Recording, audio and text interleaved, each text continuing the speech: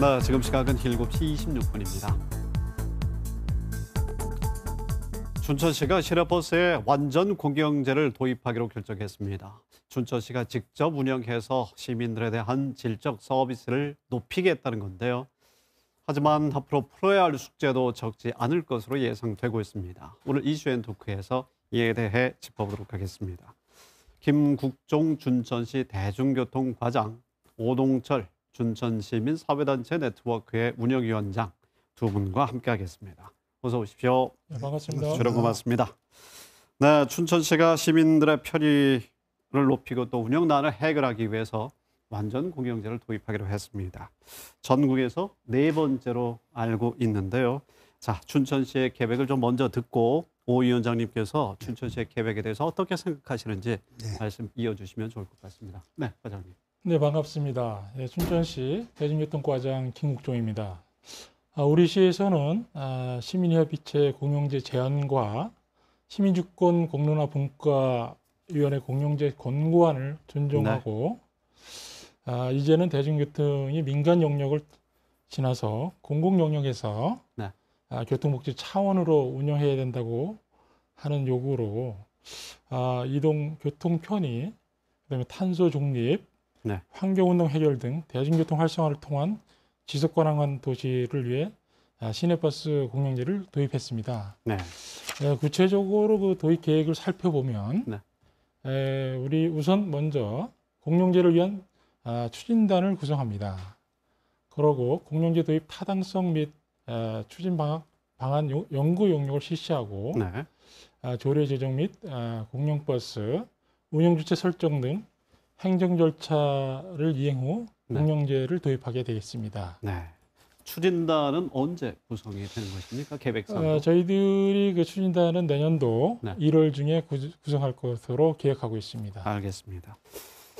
시민사회의 공론화 과정에서 시와 함께 있었던 과정에서 권고가 있었다 하는 말씀을 해주셨는데 그렇습니다. 시민사회에서는 뭐 시작에서 해결할 수 없는 부분이기 때문에 도입에 대해 적극적으로 찬성하는 것으로 알고 있는데 춘천시의 계획에 대해서는 어떻게 보십니까? 저희 뭐 일단 그 공영제를 요구를 해왔고요.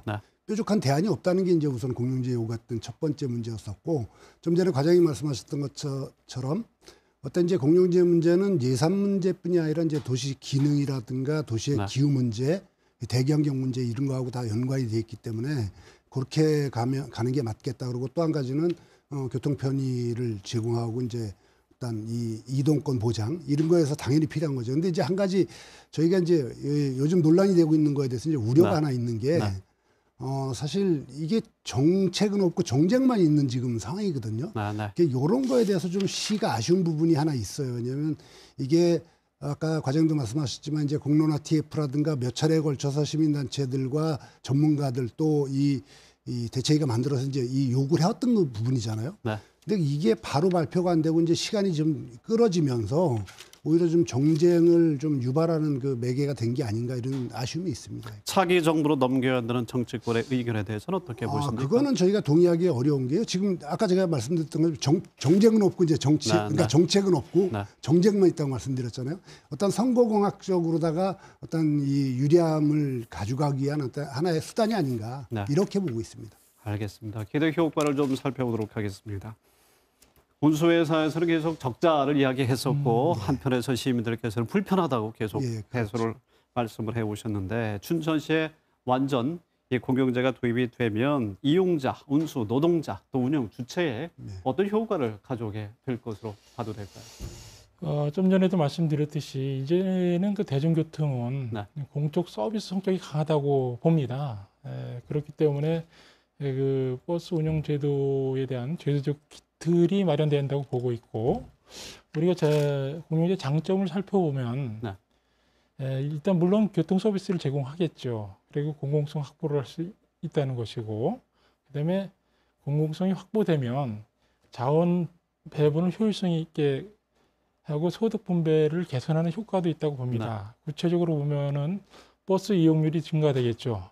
그리고 또 안정성과 서비스가 향상된다고 저는 보고 있습니다. 그리고 대중교통을 버스를 많이 이용함으로써 자가용 이용이 줄게 되겠죠. 그럼으로써 사회적 비용이 줄고 그다음에 사회적 편익도 많이 발생한다고 봅니다. 네. 더불어서 또 수익성 없는 노선도 저희가 이제 그 서비스를 제공할 수 있기 때문에 그 주 타겟층인 청소년이라든지 네. 저소득층, 노인층에 대해서 서비스를 이용하게 되기 때문에 또 소득 재분배 효과도 있다고 판단합니다. 네, 그 기대가 효과로 나타나길 바라는데요. 위원장님. 뭐 지금 말씀하시는 부분 상당히 동의하는 부분들이 있고요. 가장 큰 문제는 시민들이 안심할 수 있다는 측면일 것 같습니다. 이게 춘천 시내버스 문제가 이미 30년이 넘는 동안 계속해서 이제 시민들이 불안해왔던 문제거든요. 네. 이게 이제 안정적으로 개선되는 효과가 우선 있을 것이고요. 또 한 가지 문제는 어떤 고용 불안으로부터 이 근로자들이 느끼는 지금 시내버스 문제에서 상당 부분 차지하고 있는 건 민원 중에 하나가 이제 난폭 운전이라든가 이런 문제인데요. 네, 네. 이게 결국은 고용 불안에서 나타나는 현상들이라고 보거든요.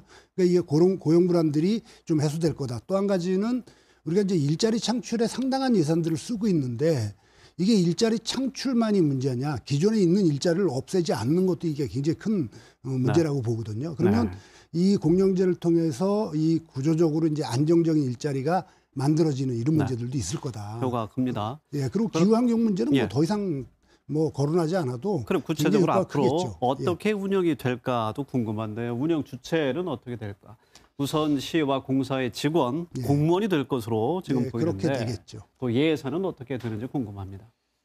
예, 그렇습니다. 그 지금 현재로서는 어떤 그 운영 주체라든지 운영 방안은 나와 있지 않습니다. 네. 다만 저희가 그 내년도에 공용성 도입 타당성 및 연구 용역을 통해서 시가 직접 운영하든지 아니면 뭐 공사를 통해서 위탁하는 방법도 있고요. 네. 또 새롭게 공기업이나 재단을 또 설립해서 운영하는 방안이 있습니다. 그래서 이번 그 내년도 1월달에 용역을 추진해서 가장 합리적인 방안을 찾도록 노력하겠습니다.